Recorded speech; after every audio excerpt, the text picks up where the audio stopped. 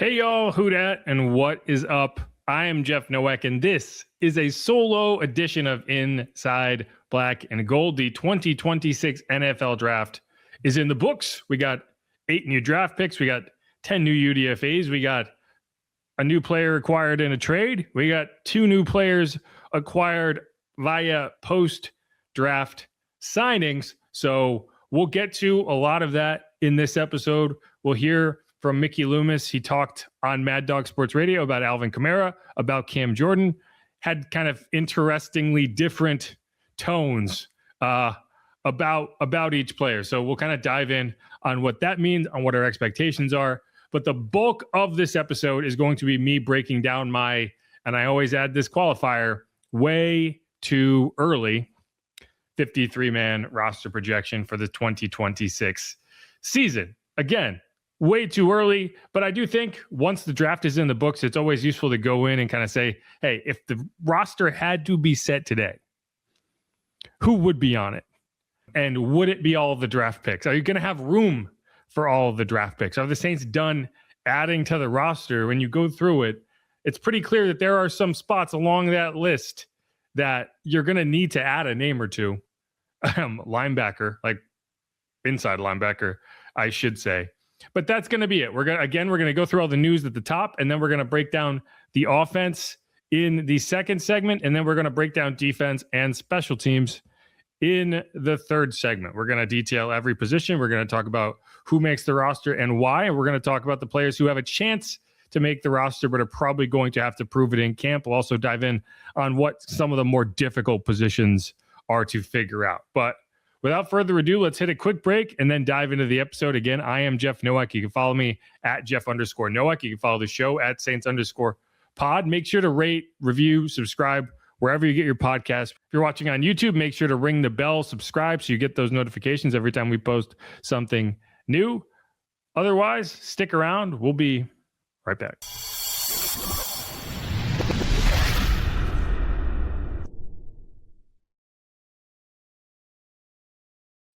And we are back on Inside Black and Gold. Jeff Nowak here, coming at you with a solo edition of this here podcast. We did post an episode already this week, but it wasn't a real episode, so I did want to come back and give you some actual content. But what we did do in that previous episode, which was basically just a very long radio show that Steve and I did on Sunday, went through all the picks, went through all the UDFAs. So I'm not going to do a ton of that today. There will be plenty of time to get through all of the Saints news, notes, analysis on the rookie class, on the UDFAs, all of that. We'll have rookie minicamp coming up next weekend, not this coming weekend, but the weekend after that, where we'll get our first look at a lot of these players. So again, not going to go through a ton of that today. Just going to kind of cover all the news that came out after the draft, what we need to be talking about with some of these veteran players, how it could impact some other players down the roster, stuff like that. So this segment is going to be kind of our traditional rundown segment. We're going to go through the news. And then, as I told you in the open, and then in the second segment, we're going to start rolling through the 53-man roster projection that I have currently over there on WWL.com. I'll also have tweeted that link by the time this episode posts. If I have forgotten to do that, please remind me. That second segment will be the offense. The final segment will be defense and special teams. And then I will get the heck out of here, enjoy my weekend. And then I'll be coming back at you next week with interviews that we have done with these free agent signings. But first things first, congrats to Kellen Moore, who now has a orange colored hash mark out in Boise. Boise State decided that's how they're going to honor players. And I only bring it up because I think it's interesting. So the number 2 yard line and the number 11 yard line are both going to be painted a different color to honor Ashton Genty and Kellen Moore. And I think it's creative because it's hard to retire jerseys in college, in the NFL, because the rosters are so big. So it's kind of a unique workaround where you're honoring the player with both still letting players wear the jersey number. But congrats to Kellen. That's pretty cool. Speaking of jersey numbers, another bit of news. Jordan Tyson has said he's going to wear number 0 at the NFL level. So for anyone who's kind of waiting around wanting to buy a Jordan Tyson jersey, it looks like it'll be the number 0.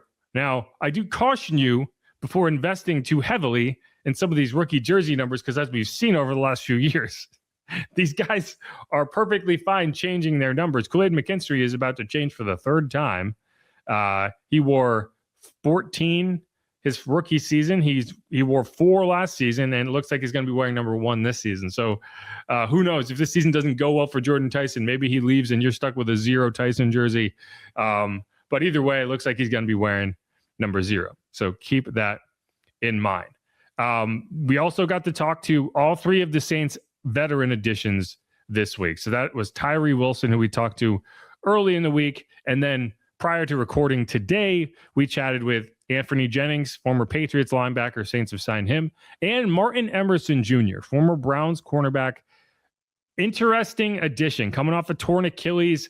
Played pretty well for the Browns over the final 2 seasons he was there. Started a bunch of games, had 4 interceptions, had a bunch of pass breakups. We posted a video from Mike Detillier breaking it down on our YouTube channel. So go check that out separately. I'm not going to play it for you here, but what he said, and I agree with, is, when you're playing across from a star corner, that forces you to step up your game, right? And that's what Denzel Ward was with the Browns.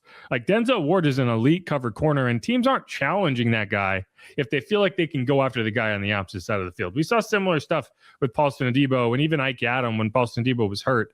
Like, teams are more than happy to go at the other guy, not the star guy.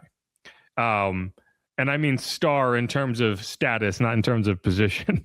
So you look at the numbers, you look at what he was able to do. Just the experience alone makes you really like that signing, because you're bringing him into a room that does not have a ton of experience at the cornerback position.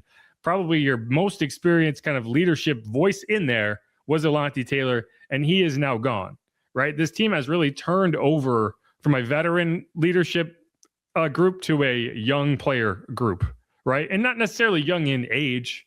Quincy Riley is an older rookie, right? Tyler Shuck was an older rookie. A lot of these players are older rookies, but they are young in the sense of years spent on the job. And that matters in terms of how long you've been in an NFL locker room, what your comfortability is kind of being a leader in that room. So he's an interesting guy. One thing he said today was he hasn't played in the slot since high school. So I don't believe that if the Saints were bringing in a guy thinking, hey, this is going to be an option to take over at slot corner, that they would have brought in a guy with that little experience playing in this slot. Like, I think he's going to compete for a starting job on the outside. And the question's going to be, who is he competing with? And can he displace one of Kool-Aid McKinstry or Quincy Riley? And if he does, can one of those players go inside and play the slot? You also have safety, so you could work in Julian Blackman, Jonas Sanker will be options. Lorenzo Styles Jr., the rookie out of Ohio State, also played a lot of slot at Ohio State. Much different job in college than it is at the pro level. But he's also going to be an option down the line, but he's more of a developmental prospect. Anthony Jennings, on the other hand, is an interesting case. And, he talked about, both these guys talked about, hey, one of the reasons he wanted to be here was the culture that they had seen kind of building. Anthony pointed to how last season finished and what they were able to do at the end of the year, what they were able to do with the quarterback as a reason he wanted to be here. More of a rundowns player, but he'll tell you that that's kind of a misnomer. He can play on pass downs. He can get after the passer. It hasn't been something he's been asked to do. He did have to do it a little bit more for the Patriots late last year when Harold Landry went down. And there's worse things you can do than add a guy who is right on the tail end of one of the better kind of turnarounds a franchise has had in a while, in terms of going from where the Patriots were in 2024 and drafting number 3 overall to where they are right now, which is coming off of a Super Bowl appearance. They obviously lost that. And then there is a lot of non-football headlines that have taken over in Patriots land these days. But, I think having someone in the building who's kind of went through that and knows what it looks like and understands what it takes to go from worst to first, there are worse things, because that's what the Saints are trying to do this year. And I think they have a chance to do that. The other guy we got to talk to this week was Tyree Wilson. And we have a clip of him talking about kind of getting a fresh start. So let's listen to that. Why do you say that you wanted a change of scenery? I mean, I love Vegas and love the people, love the opportunities in Vegas, but I feel like wasn't off to the best start, and pretty much is always a change of coaches every year. And I feel like here in New Orleans, the trend is going upward, and, I'm grateful to be here, grateful for the opportunity. So I think with Wilson and also to some extent with Jalen Polk, who they brought in last year via trade, he did not play, also another former Patriot. What they're hoping for is that their lack of success at the NFL level was due more to their situation and being in a negative situation than the lack of talent, right? Because you don't go in the top 10 if you don't have talent. You don't go in the second round as a wide receiver if you don't have talent. But in 2024, the Patriots were a dumpster fire. That obviously changed when Vrabel took over. They brought in a lot of free agents. Drake May kind of came into his own, and you all saw what happened there. With Tyree Wilson, it's a little different. He was on the Raiders, and he had a different head coach each of his first 3 seasons in the NFL. But he had the same defensive coordinator in Patrick Graham and the same defensive line coach in Rob Leonard all 3 of those seasons. So you can't say, so in a lot of instances, you would say, oh, they fired their head coach 3 times. It's constantly a revolving door of different coaches coming in and out, in and out, in and out. There's no continuity. You can't say that if you're Tyree Wilson. You had stability at the 2 most important positions for you, which is your defensive coordinator and your position coach. So something didn't click. But it wasn't having a different coach every year. Now, obviously, changing head coaches and having a different regime and different expectations every year, whether it's Josh McDaniels, whether it's Antonio Pierce, whether it's Pete Carroll, it is what it is. The interesting thing is the Raiders decided to trade Tyree Wilson despite still not changing defenses. Patrick Graham left, but they did not hire a new defensive coordinator. They promoted Rob Leonard, who was Tyree Wilson's former position coach, to defensive coordinator. And you have to imagine if Rob Leonard was out there banging the table to keep this guy around, he would not have been shipped out of town for a 5th round pick. So it does kind of tell you what the Raiders think of Tyree Wilson. Maybe he can use that as fuel. Maybe he can get better from it. Maybe the situation was the problem and he's going to come here and produce. But I don't know. My expectations are on the lower end for what you can expect there. And I don't think that means the Saints are done kind of building the defensive line. It's just a buy low expectation. If he does anything, that's a win type situation. And we'll go from there. But I'm not looking at Tyree and saying, hey, hopefully we get 10 sacks out of this guy, because it's very unrealistic. Now, what you could point to is the Saints did it with Chase Young, a very similar situation. Top 10 pick, got quit on by the team that drafted him. Saints were able to bring him in on a 1-year kind of trial situation, and he delivered, right? He delivered. They ended up signing him to an extension. He delivered on that extension again, despite dealing with some injuries. He had a double-digit sack season in year 2, and he's now the guy that you look at as kind of the leader in terms of production of that defensive line group. So, I'm not trying to be negative. I'm trying to be practical. We'll see how it goes. I would still like to see the Saints invest in the edge rusher position in the draft. They obviously didn't do it. We'll see how they feel about that come mid-season. But that kind of brings me to my next point, which is Alvin Kamara, Cam Jordan. What did Mickey Loomis have to say about those guys? Let's hit a quick break, come back, break all that down here on Inside Black and Gold.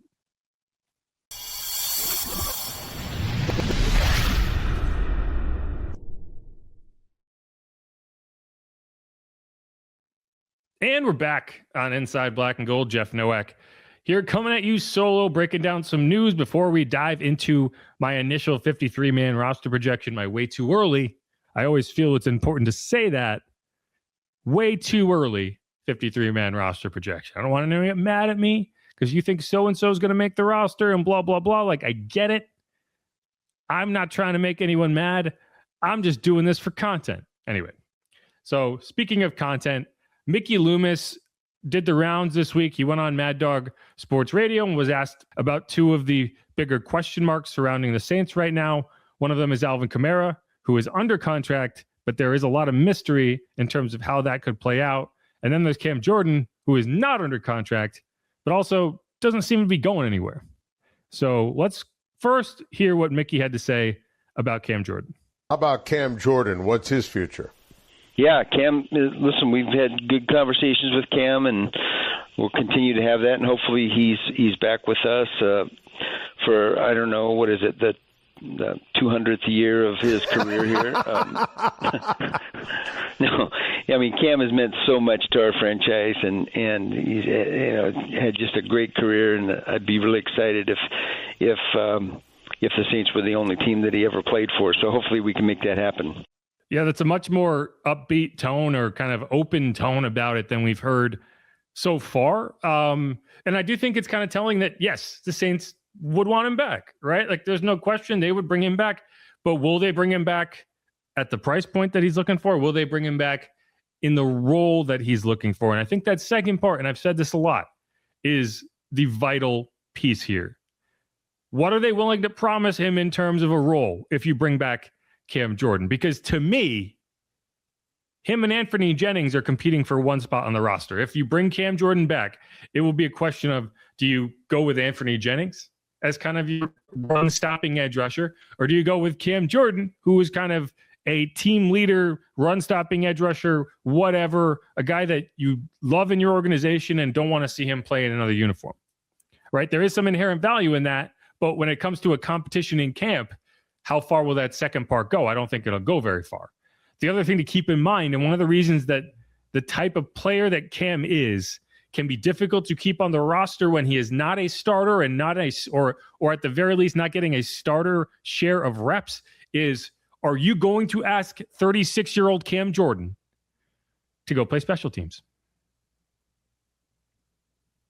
Serious question. Because a guy like Anthony Jennings 100% is going to go play special teams, and he's probably going to be pretty dang good at it. Anthony Jennings is not in the NFL right now if he's not willing to go out there and bust his ass on special teams. Now, you may be able to get Cam Jordan to do that. You may be able to get him to go down there and cover a kickoff or do whatever you need him to do. But he hasn't done that his whole career. You're going to ask him to start now? Is he even good at it? I don't know.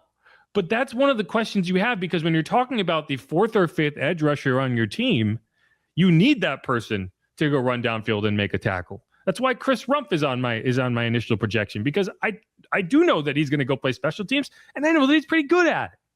So that becomes a question to me, because again, when you're trying to figure out the last few spots on the roster, special teams has to be a factor. That's why a couple years ago when the Saints brought in Jalen Smith, I was like, guys, I don't think Jalen Smith's going to make the roster, because you're third, fourth, fifth linebacker. Like, think about the third, fourth, and fifth linebacker, inside linebacker on this Saints team right now. If Isaiah Stallbird wasn't an ace special teams player, if Jalen Ford wasn't an ace special teams player, they wouldn't be here, right? You would go find someone else. So that's the part of it that makes me a little cautious about Cam, is would he be willing to come back if all they're willing to offer him in terms of a guarantee is, we're going to let you compete for a roster spot in camp? Because I cannot think of a worse way to end the Cam Jordan Saints experience than having him get cut out of camp. But I'm not saying he will get cut out of camp. But I am saying that typically when you sign a player this late into the offseason, they're not guaranteed a roster spot. And I don't think Cam Jordan would be guaranteed a roster spot if they brought him back. So that's kind of where I'm looking at it. And we'll see how that goes. I'd like to see him back. I don't think he would get cut if he came back, but we would have to talk about it as if it was a significant, legitimate competition, because it would be.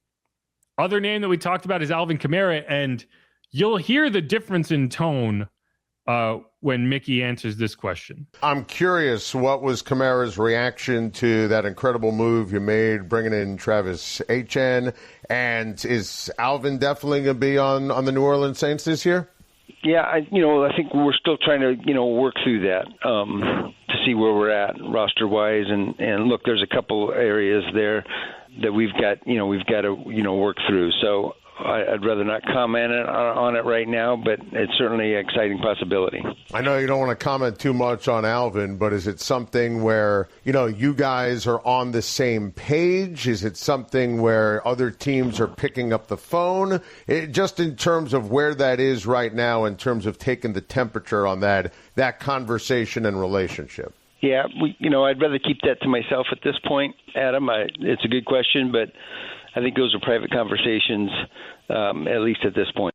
So what I will say about that is, if the idea was Alvin's just going to be back on the roster at his current cap number with no change to his contract, with no question, you could say that. There would be nothing preventing you from saying that. If you felt confident, yes, he's going to be there. A-Chain is our 1A. He's our 1B. It's going to be a tandem. It's going to be great. I'm excited to see these guys work together. If that was the case, he could come out and say that. And I think he would come out and say that.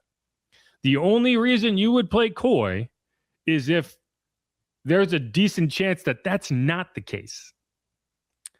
And, you could make an argument either way. Alvin has been quiet, but that's really not anything different than normal. We never hear from Alvin really during his offseason in terms of where he stands with the team. He's never at OTAs. He's only at minicamp for as long as he absolutely has to be, even though it's mandatory. A couple of years ago, he left early because he wanted a contract extension. So we'll have to see. I still would find it highly unlikely that he gets traded. I just don't think that he would endorse going somewhere else. Maybe that's changed for him. And maybe he would if he felt like, hey, this is a good opportunity to maybe go win a ring. I don't know. He's never struck me as the ring chasing type. I still think that retirement is the most likely outcome if he doesn't play for the Saints next year. And I could be wrong. This is me just reading the tea leaves. Alvin is kind of notoriously kind of shuttered. He does not live his world and he does not live his life in the public eye like some people do, right? In a lot of instances, you'll find out on a podcast where a player is leaving way before you find out in any kind of official interview capacity. He has been silent, basically. He did go on with Teron Armstead kind of early in this process, didn't really reveal anything then. And then when Teron tried to get him on later, he ended up kind of bailing out of that. So we'll see how it goes. If nothing else, we do know that it's kind of up in the air right now. And I don't think we'll necessarily learn anything by OTAs because he never goes to those anyway. But you're going to get to June and you're going to get to your veteran minicamp. And if he is there, then that gives you a picture of what's the expectation. Now, guys can still retire after minicamp, as we saw last year with Tyrann Mathieu. It is not a guarantee that means, hey, I'm in for the duration. But it will be a sign that he is at least kind of intending to be back. But for now, and in terms of the roster projection we're about to put out, I'm assuming he's going to play for the Saints because it doesn't make sense to make the assumption the opposite way until we know for sure, which we'll know pretty early on in camp. What I will say is if he's not back, then that creates some really intriguing opportunities for a guy that I really like in Devin Neal. And it might save the roster spot of a Kendre Miller if the Saints do want to give him one more shot to stay healthy. Either way, my takeaway when we came out of the draft and the Saints did not add a running back is they feel pretty confident that he's going to be back. But then you hear Mickey talk and it does not sound as if he's very confident in that endeavor at all, or at least he's making sure that he has deniability should it not happen. So that's going to be it. One more bit of news that's not really news is there was a report earlier in the week that Justin Reid is getting shopped, that the Eagles were talking about potentially trading for Justin Reid. Justin Reid came out and basically, called bullshit on it. Now, would Justin Reid necessarily be in the know if the Saints were kind of back channeling and talking to the Eagles about potentially trading him? Probably not. But at the same time, I don't buy for a second that the Saints would be trading Justin Reid because it would not make sense. They do not have the depth to move on from Justin Reid, and Justin Reid wants to be here. Justin Reid is like one of the few veteran pieces you have left on defense. You're not moving Justin Reid now. It would not make sense at all in terms of where you are in kind of the rebuilding process. Next year and that final year of that deal, that's another question entirely. But unless Justin Reid said, I want to be traded, I don't think that's gonna happen because it just would not make sense. Either way, that's gonna wrap up this segment, the rundown. Again, I'm Jeff Nowak. This is Inside Black and Gold. If you haven't subscribed yet, please do that. Otherwise, we're going to hit a break and come back and go through our way too early WTE 53-man Saints roster projection. We're going to start with offense in the next segment. Then we're going to go on to the defense and special teams in the final segment. Some interesting discussions to be had. Stick around. We'll be right back.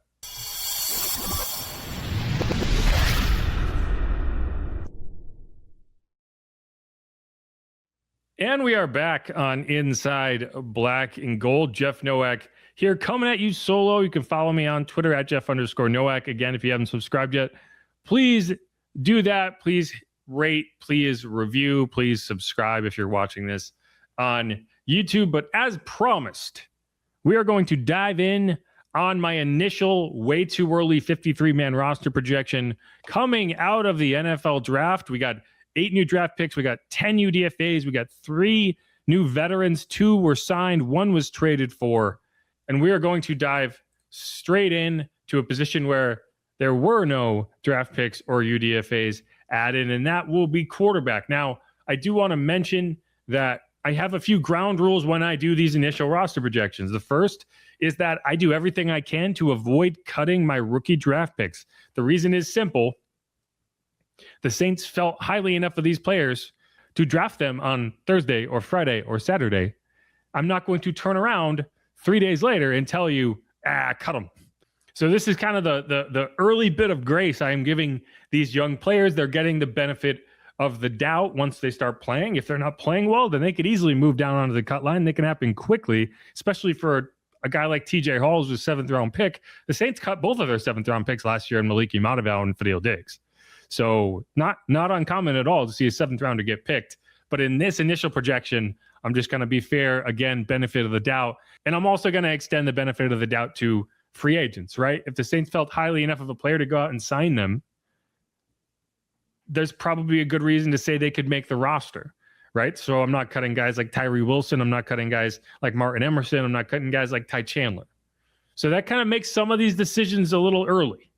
But that's just how this initial projection works. And these things change quickly. They can change by OTAs based on how a guy looks, based on what team a guy is going with. If a guy's getting first team reps versus third team reps. Last year, one of the guys I identified early in the process and changed quickly was Terrell Burgess, because he was getting a lot of early reps and he ended up on my keep line. Now, he did get cut out of camp, but as you can recall, last year, Terrell Burgess had a very big role. So now that we got out of the way, let's roll into the quarterback position, the simplest position to talk about on this roster, because you already have your starter, you already have your backup. Unless the Saints decide to maybe trade Spencer Rattler, just say, hey, a quarterback somewhere goes down in camp, a team just desperately needs someone that has NFL experience, right, to climb in and start a few games.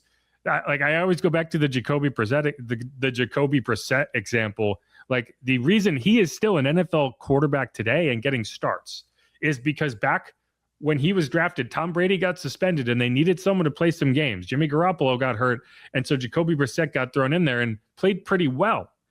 So you go down the line and suddenly the Colts need a quarterback. Who do they call? They call the Patriots, and they trade for Jacoby Brissett. And suddenly he's a guy who starts games. And now 8-9 years later, the Cardinals desperately need a quarterback. Who do they go to? It's Jacoby Brissett. He hasn't won a lot of games, but just the fact that he's done it and you can trust him to go out there and play football at a reasonably high level, he's going to get more opportunities. And I think that's the benefit of being Spencer Rattler and getting thrown to the wolves like he did. It's like, yeah, he's 1-12 as a starter, but the important number isn't necessarily 1. The important number is 13 or 14 or however many starts he has, because teams will be able to go back and look at the tape and say, hey, he played pretty well in this game. He played pretty well in this game. If we do these things around him, we have a chance. And I do think that, maybe his ceiling is a little lower, but you put him in a good situation, I think he could have success, right?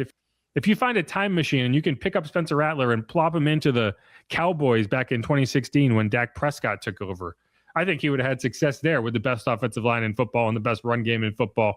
Like there's situations that are just a lot less complicated.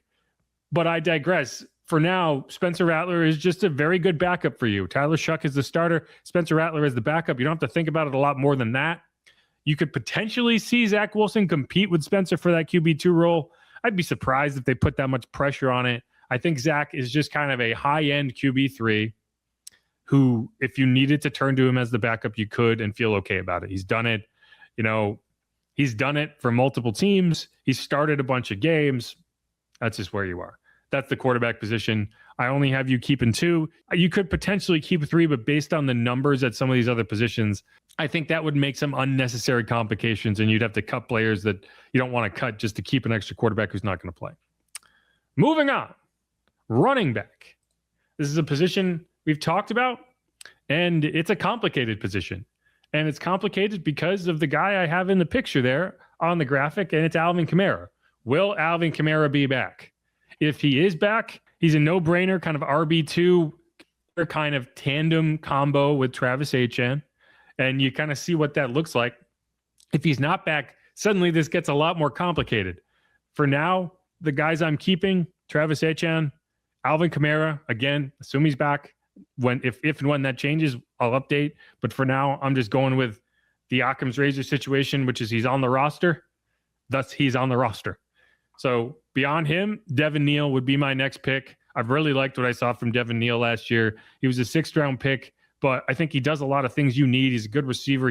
He's been durable. He dealt with hamstring issues in camp. He dealt with a hamstring issue in the season. Hopefully he can get that sorted out. But I like him the most out of the rest of the running backs on the roster from a developmental perspective. So we'll see how that goes. After that, you can make an argument that you should keep Kendre Miller. You can make an argument that you should keep Audric Estime. I'm going with Ty Chandler for the reason that I said earlier, which is you signed guys in free agency. I'm going to give them the benefit of the doubt until I at least see them on the field. I don't think you would have gone and signed Ty Chandler unless he did things that you felt were important for this roster. The other thing is when you have a 4th-string running back on your roster, that guy better be a special teamer, and Ty Chandler is a player that I expect to contribute on special teams. You could say the same thing about Kendre Miller. You could say the same thing about Audric Estime. I wouldn't fight with you if you said, hey, I want to keep Audric Estime. I like Audric Estime. But for now, he's on the cut line, and he's also a guy that I think you could get onto the practice squad pretty easily. Same thing with Kendre Miller. It would just represent cutting a former 3rd-round pick, which is always kind of a difficult proposition for a team to do because it means you effed up. You picked the wrong guy. But we did see them cut Isaiah Foskey last year, a 2nd-round pick in year 3. And if you're willing to do that, you're also willing to cut the 3rd-round pick from that same draft, even though it just draws attention to the fact that was one of the worst drafts you had in a long time. Did find a good player in Brian Brzee in the 1st round, so you got to give him credit for that. They picked up Brian Brzee's 5th-year option. But the rest of that 2023 draft class, yikes. The other guy on the cut line is C.J. Donaldson. He's a UDFA out of Ohio State. I don't need to explain to anyone why that's a cut. I have not seen C.J. Donaldson, but when you arrive as a UDFA, you're on the cut line. I have one UDFA, one of the 10 UDFAs making the roster, at least in this initial kind of way too early projection. And we'll talk about that down the line. But first, let's go to the tight ends. I'm keeping 3. And the 3 are obvious because it's Juwan Johnson, it's Noah Fant, and it's the rookie Oscar Delp. Obviously, he's a 3rd-round pick. You're not cutting your 3rd-round picks. The earliest round I'll look at and not say this is a guaranteed keep is the 4th round, and that's only because we've seen the Saints cut a 4th rounder and Rick Leonard way back when. So that is a thing that can happen. I don't anticipate it to happen this year. I don't anticipate it to happen outside of the most extreme circumstances. But like Oscar Delp could do nothing. He could be terrible all camp long. He's making the roster because of the investment alone. Now, the rest of the guys, not so much. On the cut line, you have Trayton Welch, you have Maliki Mataval, you have Zaire Mitchell-Payton, and you have a UDFA in Cody Hardy. This is probably the worst year possible to be a UDFA tight end trying to make the Saints roster because you already have Juwan Johnson, you signed Noah Fant, you drafted Oscar Delp. I don't think you're going to keep more than 3 tight ends just based on the roster crunch that you're going to have. Like you're going to have to cut wide receivers that have been here for multiple seasons. You're going to have to cut offensive linemen that you drafted, right? You're going to have to cut defensive linemen that you feel really good about. So it's just going to be tough. And I think you're going to look at it and say, yeah, Maliki Matavel, Trayton Welch, maybe one of these other guys makes the practice squad. But I just don't see a scenario where you can keep 4 running backs and 3 tight ends. If you cut that 4th running back out, maybe you keep a tight end as an H-back. But I do think we've reached a point in the NFL where like the block-only tight ends have gone the way of the dinosaur. Heck, they've gone the way of the fullback for the same reason that you no longer have a fullback, which is if you have a guy who's only out there to block and is not a threat to catch a pass, then you might as well just have an extra lineman, right? If that tight end you're plugging out of the end of the line is not a threat to go run a route and catch a ball, then all you have is a jumbo lineman that's not as good of a blocker as a lineman. So it just doesn't make sense. And I don't think teams are going to prioritize keeping a blocking tight end on the roster the way they have in the past. The H-back, the fullback, All you need are running backs and tight ends. That's all you need. And if those tight ends are well-rounded and can block and pass, then suddenly they're worth their weight in gold. If you have guys that are only really effective as pass catchers, that becomes difficult because of the numbers in the run game, but you can at least use them to attack downfield. The block-only tight ends, I think, are gone. And that's the tight end position. Juwan Johnson, Noah Fant, Oscar Delp. I expect two of them to be on the field at the same time a lot. I expect we'll see instances, particularly in certain matchups, where all three of them are out there. And you're going to see this kind of explosion of 13 personnel. You're going to see a lot more 12 personnel. And you're going to see the Saints, a team that ranked fourth in the NFL in terms of how frequently they used 11 personnel, which is one running back, one tight end, three wide receivers. I think that's going to get down more toward middle of the pack. And you're going to see a lot of sets with Chris Olave and Jordan Tyson. And then I think you're going to have personnel packages where you kind of have your bulk wide receivers out there. And you have Jordan Tyson and Devon Vele who can go out there and be blockers, right? You're going to try to force heavy personnel to throw the ball. You're going to try to force nickel to run the ball. And the tight end position is the most important when it comes to forcing the defense to adjust to what you're doing and then attacking the weakness of whatever their adjustment is, right? And then if they change their plan and they don't adjust, then you attack the other weakness that was already there, which is what they were adjusting to protect in the first place. Like, just having tight ends who can be multifaceted and damage the defense in multiple ways is the quickest way to getting an efficient offense on the field. So I'm excited about this group. And I don't know how long, I don't know what to exactly expect out of Noah Fant. I don't know how long the images of him in this offense, but I do like the combination of him and Juwan Johnson. And I do like the combination of Oscar Delp and Juwan Johnson. So we'll see how that goes. What it also does is it protects you from injury. So if one of these three guys goes down, you still have two viable players. And I think that's important because it's something they just have not had. Moving forward to a much more complicated position. And I'm talking a lot more about the offense than I will about the defense because the offense just happens to have some positions that are a little more complex. But wide receiver, you currently have 12 wide receivers on the roster. That is a lot, and you've already cut two of them, right? You cut Samori Toure, you cut Elijah Cooks. So these are just the 12 remaining. You added 3 draft picks in Jordan Tyson, Bryce Lance, Barryon Brown. All 3 of those have made this roster. The only question I have is exactly what your plan is for Barryon Brown. If he's a return ace and he just delivers in that part of the game, no doubt, no question, you have him on the roster because you need that guy. I'd like him to also be an option in terms of the pass game. If 2 or 3 receivers go down hurt in a game and you need to turn to him, he has to be ready to produce. But that's my last resort. I also don't love having a return ace who isn't that impactful in the offense. But I think bringing kickoffs back into the game and being able to have a guy that handles both punts and kickoffs at a high level, I think that creates a big enough incentive to carve out a roster spot for him. The others are the obvious ones: Chris Olave, Devon Vele, and then Jalen Polk, who I'm keeping kind of as a mystery box player. I have no clue what he's going to look like when he gets out in the field, what he's going to look like in this offense, but they thought highly enough of him to trade for him, and the Patriots thought highly enough of him to take him in the second round.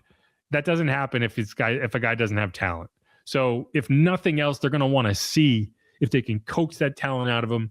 If he shows up at camp and he's got nothing, then Mason Tipton has a chance to be that workout warrior again and maybe make that roster. Bob Means, 5th round pick from a couple years ago.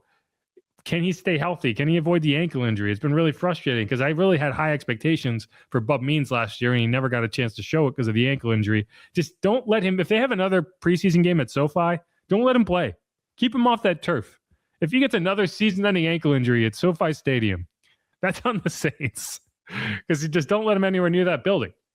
The other guys, Trey Palmer, Ronnie Bell, Kevin Austin Jr., Damian Alford, who's the guy they signed out of the CFL, 6'6" dude. I'm interested to see him play and see what he has to offer. But all 6 of those guys I feel pretty comfortable having on the cut line right now because, again, as I said, I'm trying to keep my rookie draft picks. I'm keeping 6 wide receivers, which is a lot. You know, if there was ever a year that you might keep a 7th wide receiver, it'd be this one. But again, it's important to remember your 7th wide receiver has got to be a special teams guy, right? The only reason Barryon Brown is on here, other than being a draft pick, is that he's not here because he's a stud wide receiver. He's here because he's a return ace. So what is Bub means if he's not going to be able to go out there and make tackles on special teams? And I'm not saying he can't, but that's what you're going to need him to do if you're keeping a 7th wide receiver. That's why it feels unlikely that 7th wide receiver, if you kept one, would be Mason Tipton, because I don't need 2 return aces. I mean, I'd love to keep him on the practice squad just in case I need him, but I can't justify keeping multiple just return only guys on the 53-man roster. So that's the 6. Chris Olave, Jordan Tyson, Devon Bailey, Bryce Lance, Jalen Polk, Barryon Brown. The cuts: Mason Tipton, Trey Palmer, Kevin Austin, Bub Means, Ronnie Bell, Damian Alford. And I feel good about that group. I really do. I do find it interesting that people have kind of seemed to forget about Devon Bailey. Well, when I look around and I see people saying, well, look at the Saints offense, they always list the wide receivers and they list Bryce Lance before they list Devon Bailey. And like, I like Bryce Lance. I think Bryce Lance is a really good developmental player, but I also think we're forgetting just how good Devon Bailey looked at the end of last year. And I think he serves a role, and he serves kind of a security blanket type, big-bodied wide receiver role for Tyler Shuck that I don't think the Saints have really had in a supplemental role since Marcus Colston, right? Like in terms of, he's not necessarily the guy that your prime target. If you have a Brandon Cooks, if you have whatever, you can still throw to Marcus Colston. He's just a guy that you can throw to him at any point and he can go get the ball where other guys can't. I don't think you move on from that when you have a guy that can do that job well. He's got to stay healthy, but with all of these other bodies, I think he is going to take some of the workload off of him and he can stay healthy. And I think that was the idea with this draft more than anything else, is not just add talent. It's not just add speed. It's I want depth at these positions that I keep rolling up. I cannot go into a game with Ronnie Bell as my top receiver or whoever. A Week 18 game. Like, think about what that would have looked like if you had this current roster going into Week 18. Oh man, our top 3 wide receivers are gone. All right, not the end of the world, because I'm going to roll Bryce Lance out there. I'm going to roll Jalen Polk out there. I'm going to roll Barryon Brown out there. And we'll see what they have. It's not who the heck are these guys? It's I'm excited to give these guys an opportunity to show that they can be starters. And that's a huge difference, right? Because it means when you get into matchups where you're undermanned, you have a belief that these guys are not only going to go out there and play, they're going to play at a high level. And we'll see if that's true. They might lay a dud. They might not do it, but you at least have a hope.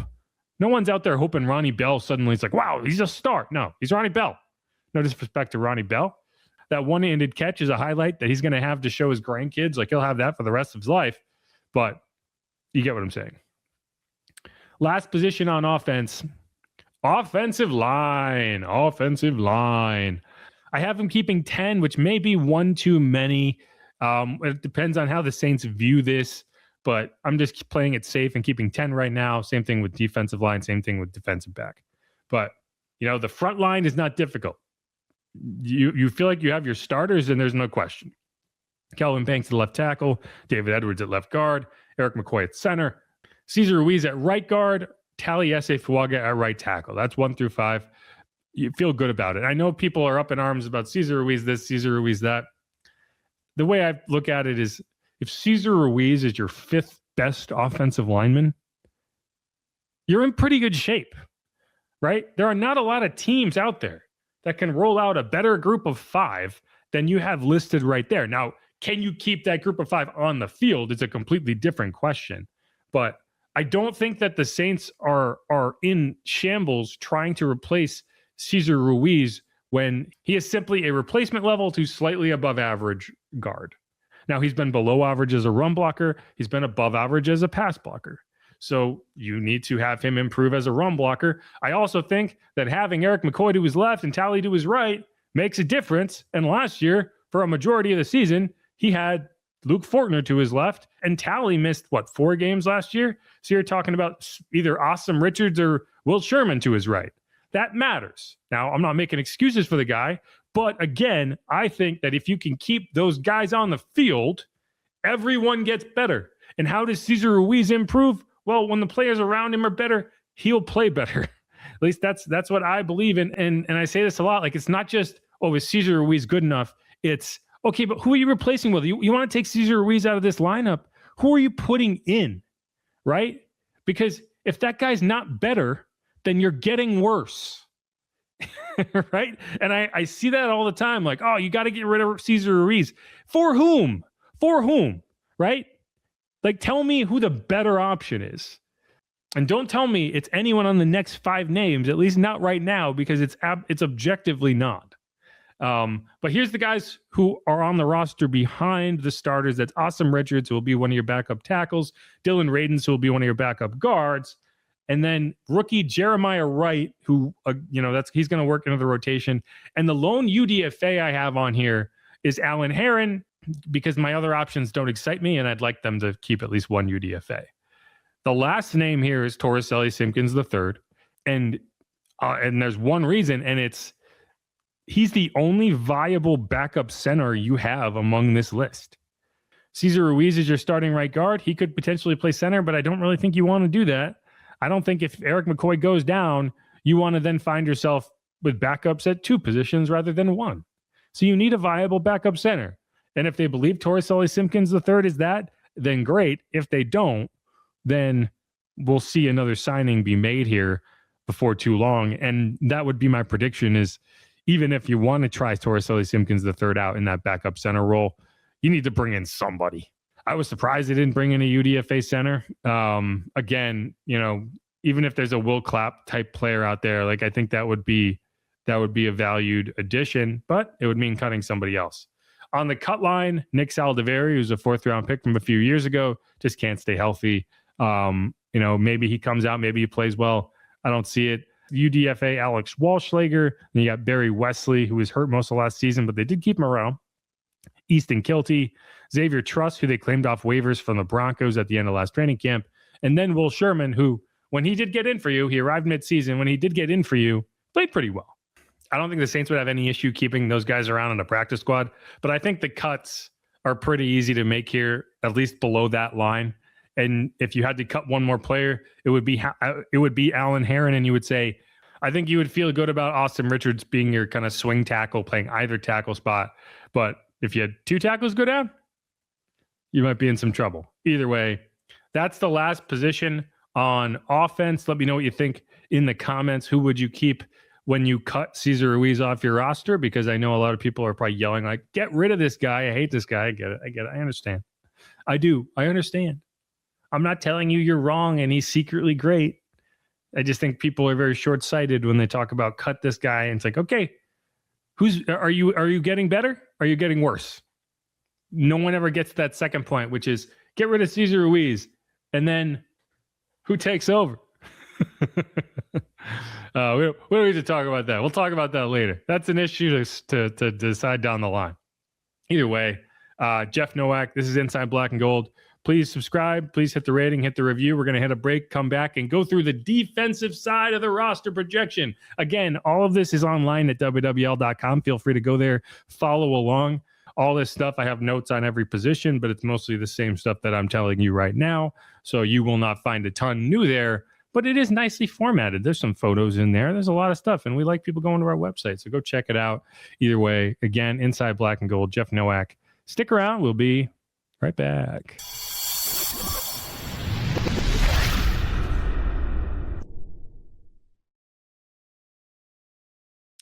And we're back on Inside Black and Gold here. Jeff Nowak coming at you solo in the week following the NFL draft. We got rookie minicamp coming up soon. Then we'll have OTAs. Then we'll have minicamp. Then we'll have a break. And then we will have the whole shebang. We do not have the official dates for training camp, but it always starts sometime mid to late July. So that is our expectation. But this is the final segment. And as promised, we went through the offensive positions last segment in our way too early roster projection. And now it's defense and special teams. And let's start with specialists just because it's quick and we can get it out of the way early. Not exactly complicated, but let's go through it. Your starting kicker is Charlie Smith. There's no question there. We'll talk about that more in a second, but he kicked well last year. Yeah, there's some warts or stuff you got to fix, but he's going to come in to this training camp and be the guy. Punter, Ryan Wright. There's no competition to be had here. You paid good money to bring in Ryan Wright. signed him to a 4-year, $12 million contract, which is good money for a punter. So you didn't bring him in to compete for the job. You brought him in to solidify that part of the game, a part of the game that has been really frustrating for anyone who's watched the Saints and felt like, man, you're giving up a lot. You talk about hidden yardage. It's not the hidden about this yardage. They're losing it.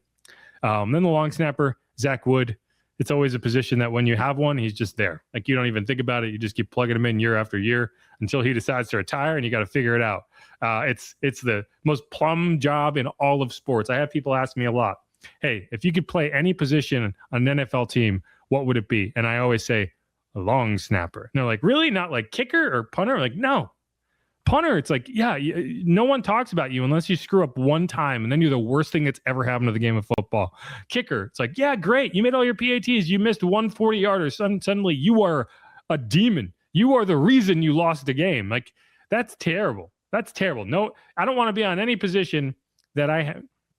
That's awful. And then obviously the other positions, you get tackled and stuff. Who wants that? Long snapper, literally, you do nothing but go out there, get the ball, fling it between your legs, right to a target that is always in the exact same spot, and then you run off the field like nothing ever happened. If you ever run downfield and make a tackle on kick coverage, you're a freaking hero, right?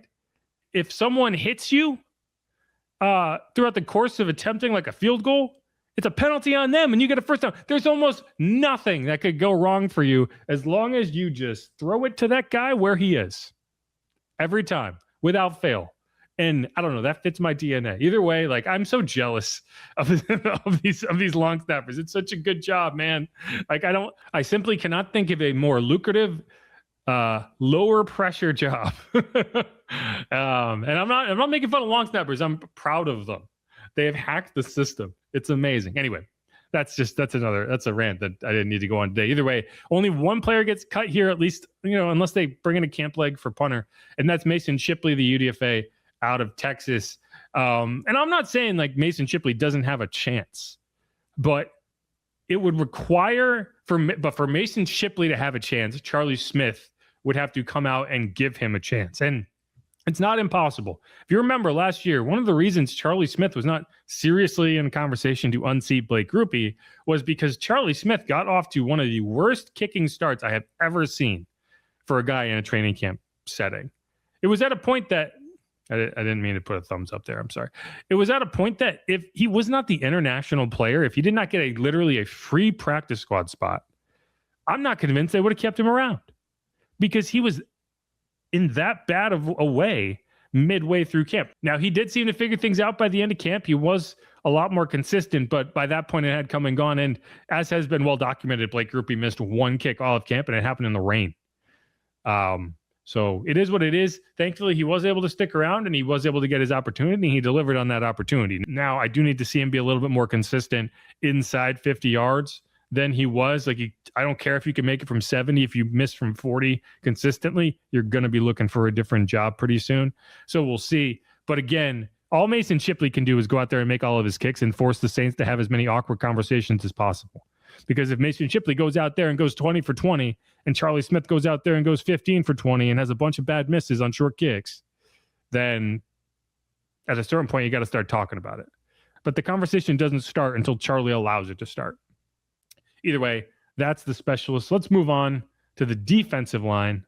And this is kind of an interesting one. You do have a rookie in here in Christian Miller, so he's making it. You did trade for Tyree Wilson. I don't think he's guaranteed to make it, but at least right now, I'm not considering cutting him again for the same reason. I'm not cutting rookies. I'm not cutting veteran free agents that you brought in, and I'm not cutting guys you traded for. All right. So for now, he's on the roster. So the top end of the roster: Brian Brzee, Nathan Shepard, Devon Gottschalk, defensive tackle, Chase Young, Carl Granderson at edge rusher. That makes sense to me. You could look at one of Gottschalk and Shepard and say, we don't need both of those guys. Give me one of these younger players down on the cut line. But that's a conversation to be had as we go. Gottschalk, I think, is a good veteran leader for your group, and you're going to want to keep him around. Shep had a good season. Like, Nathan Shepard had a surprisingly good season for someone who I went into the last training camp with him on the cut line. I'm not making that mistake again, which means he probably will end it on the cut line. But for now, I'm leaving him up there. As I mentioned, Christian Miller, he's not going anywhere, and I'm really excited to see what he has to offer. Same holds true for Vernon Broughton, a third-round pick from last year who only appeared in one game. That was week 2 against the 49ers. He was a healthy scratch in week 1. He got into week 2 against the 49ers, played the whole game.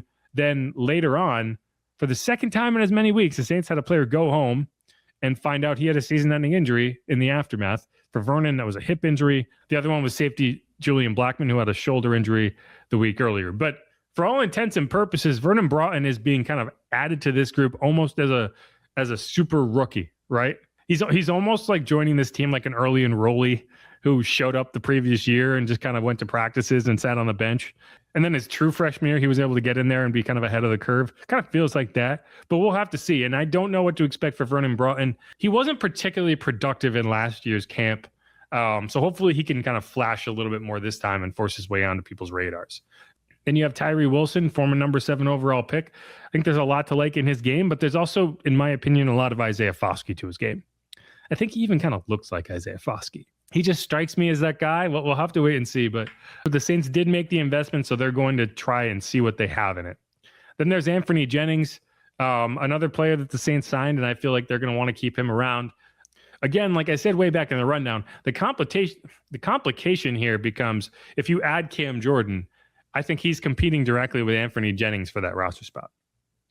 And so would you prefer to go with a 36-year-old team leader who, has been very productive and is kind of a culture bearer for you and will have a lot more kind of intangible qualities that he can bring to the roster? Or will you have a, 26-year-old player who is fresh off of a Super Bowl appearance, who, can play the run, who you trust to go out there and compete on special teams? I don't know. We'll have to wait and see. At this point, Cam's not even on the roster, so I'm not even talking about whether you cut him or not. I think that's just something that, as we go forward, people need to consider if they do bring Cam back. The final name that I'm keeping 10 defensive linemen. Chris Rumpf. Brandon Staley loves this guy, and you understand when you talk to him, when you see the energy he plays with, why he's kind of a coach's pet. Why coaches like to have him around. He's also a guy that I trust to go out there and contend on special teams and have a positive impact, even if he's not a part of the regular pass rusher rotation. And he has shown that when he's gotten reps in the pass rush rotation, that he can make things happen. One of the top highlights from last year was that 4th down stand against the Bucs that, we didn't talk about nearly as much after it happened because they ended up getting a pick 6 a few plays later. But Chris Rumpf was in there, kind of stonewalling the Bucs on the goal line. And Chris Rumpf isn't the type of player you would expect to be in the goal line packages, but he's such a high effort player that he's able to make it work. And that, coaches notice that stuff. And if there is a spot to be had for him, he's going to get it. Now, this was a tough one on the cut line. There's some good players in here, players you signed, players you drafted. John Ridgway is kind of right there. I think the Saints do like John Ridgway. I think they'd like to keep him on the roster if they can, but I think it's going to become a numbers game at a certain point, and I'm just not sure there's the numbers for him. Then you have Christian Boyd, who was a 6th-round pick a few years ago, another player that I think you've been developing and you'd like to keep on the roster if you can, but you have a lot of names here. Other cuts: Fadil Diggs, Miles Cole, Keziah Izzard, and then you have 3 UDFAs: JVR Suggs, Michael Heldman, Keyshawn Silver, and that's your position group. Again, you're going to keep some of these guys on the practice squad. Guys will get hurt throughout camp. That's the part of it that we don't talk about is you're going to have a handful of injuries that you have no control over, and that'll change the numbers for you. It's inevitable. Last year, John Ridgway was one of those players, and he ended up sticking around on the roster. I don't know if he would have, right? I think he probably would have gotten cut, but he tore his pec late in camp, ended up going on injured reserve to return. And they were able to keep him around. And then by the time, he was eligible to return, you had a roster spot for him because you had some injuries with some other guys. So, that's always going to be a factor. That's part of the reason this is way too early, but that's the defensive line group. Couple more spots to go. And this one's pretty easy because it is linebacker, and the Saints only have 5 of them. Now, inside linebacker. I lump the outside linebacker in with the defensive line. You call it the edge rusher spot, whatever. But the linebacker spot, you only have 5 names on the roster. I expect this to change. But for now, the inside linebacker group, with Demario Davis not here anymore, is Pete Werner, Caden Ellis, who's your free agent signing, Danny Stutzman, who was a 4th-round pick from last year, Isaiah Stallbird, who's a former UDFA, and Jalen Ford, who was a 5th-round pick from a few years back. That's the group, and they're all making the roster. I think that's one of the reasons you feel okay with only having 5 is because this is probably the 5, even if you went out and added a few more names that would make the roster either way. I do think that you probably go out and find someone like a Nephi Sewell level player, not a guy that you expect to maybe supplant anybody, but a guy who you can kind of load up in the defense, cut and put on the practice squad and have him there throughout the season if you need another body. But I just think throughout camp, you're going to need reps taken by people that, okay, so what if Pete Werner and Danny Stutzman, just for example, they get nicked up, they need to miss a couple days.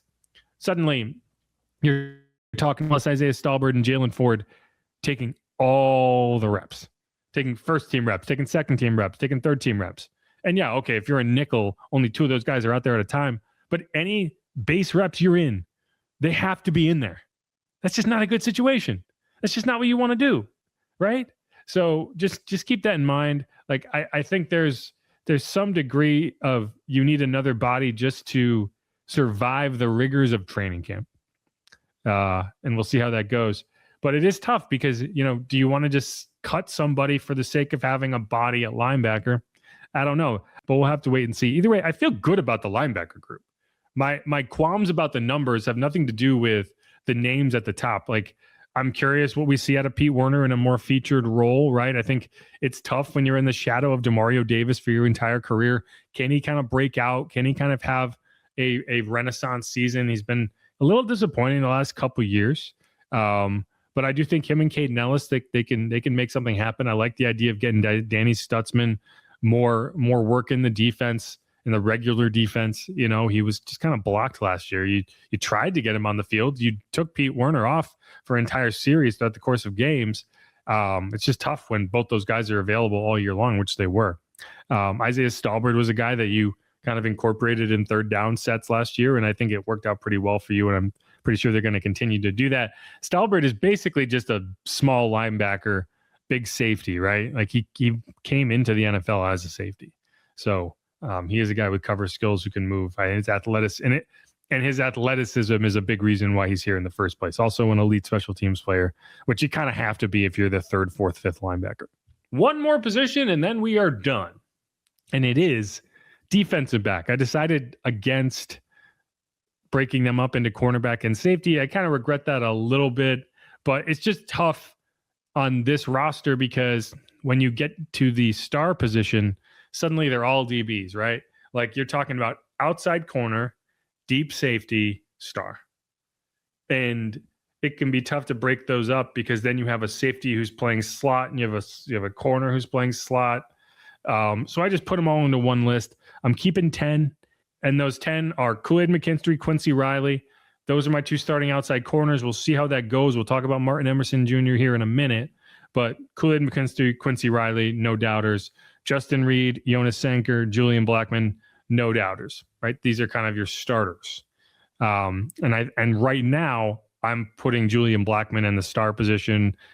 You could make that argument for Jonas. You could make that argument for Justin. One of those 3 players, to me, is the likely pick to be your starting player in that star role, the slot corner role, whatever you want to call it. The other 5, Ike Adam, who, you can make an argument that this guy should be cut. I think he's a team leader for you on special teams. And I think there's a better chance that Ike Adam is your special teams captain than Ike Adam gets cut. So that's kind of where I'm at. He's also a good depth option at outside corner. You've played him. You've gotten significant reps for him in this defense. I think there's value in keeping him around, and in large part because he is a really good special teams player for you. Then Martin Emerson Jr., we talked about him in the first segment. He's an outside corner. He has not played in the slot since high school. He's not a guy that you brought in and said, okay, we're going to see what he has in the slot, right? He's a guy you brought in and said he's going to compete for an outside corner job. And I don't think it's outside of the realm of possibility that he wins it. The question to me is going to be exactly how significant of a position battle are you going to make this into? Because there's 2 types of position battles, right? There's it's always a competition position battle where you have a first string cornerback, a second string cornerback, a third string cornerback. And if the first string cornerback is struggling and the second string cornerback is playing really well, then maybe you flip those guys. And we see how that looks in the preseason games and you go forward. That's kind of the half-assed position battle that every team says exists every year. But in a lot of cases, there's nothing that second string guy could do to supplant that first string guy unless he's a lesser named guy in the first place, which you could argue is Quincy Riley, right? He's a 4th-round pick from last year. The investment is not significant. If Martin Emerson Jr. is playing better than Quincy Riley, you could flip those. But a true position battle is what we saw between Paulson Adebo and Alontae Taylor way back in 2023, which is not just, okay, this guy's getting ones, this guy's getting twos. It's, okay, today this guy's getting the ones, tomorrow that guy's getting the ones. You actually flip daily who's getting the first team reps, and you continue to do that until you make a decision. And when you suddenly stop seeing that rotation, that means one guy has won. But it does become complicated, right? And if you remember, one of the difficulties for Alontae Taylor was he was in a competition with Paulson Adebo on the outside, and then suddenly Paulson Adebo wins that, and you cut Bradley Roby, who had been playing as your slot corner all camp. And you say, all right, Alontae, let's hop on inside and see how you look in the slot. You did not do Alontae Taylor any favors that offseason. Then the next season, you have Alontae getting all the reps in the slot. He's committed. He's like, okay, I'm a slot corner. And then Paulson Adebo and Marshall Lattimore get hurt, and he spends the majority of his season as the outside corner. There's a challenge. There's an inherent challenge there, which is, at least set that guy up for success if you're going to throw a guy into the slot and he's not comfortable there at all. So we'll see how that goes. I think Martin Emerson Jr. versus Quincy Riley is going to be the competition. I don't think it would be Emerson versus Kool-Aid. I think Kool-Aid is a guy you kind of really want to lock in and say, he's our CB1. We're not messing with him. He's a guy that we feel like is on the trajectory to being a star corner, and we want him to be that for us. Everything else is adjustable. Past Emerson, you have TJ Hall Jr., who was a 7th-round pick. He's a rookie. I honestly would be surprised if he makes the 53 out of camp, and not because I don't like him as a player, just because of the numbers and the fact that 7th-round picks, you got to do something to prove you belong on the roster, right? Like, that's just a fact. If you don't do anything in camp, if you show up in the preseason games and don't really make an impact, don't really make a play that makes coaches kind of turn and be like, oh, okay, it's tough to make a roster, especially when it's a competitive roster with a lot of young developing players that you feel good about, which this one is.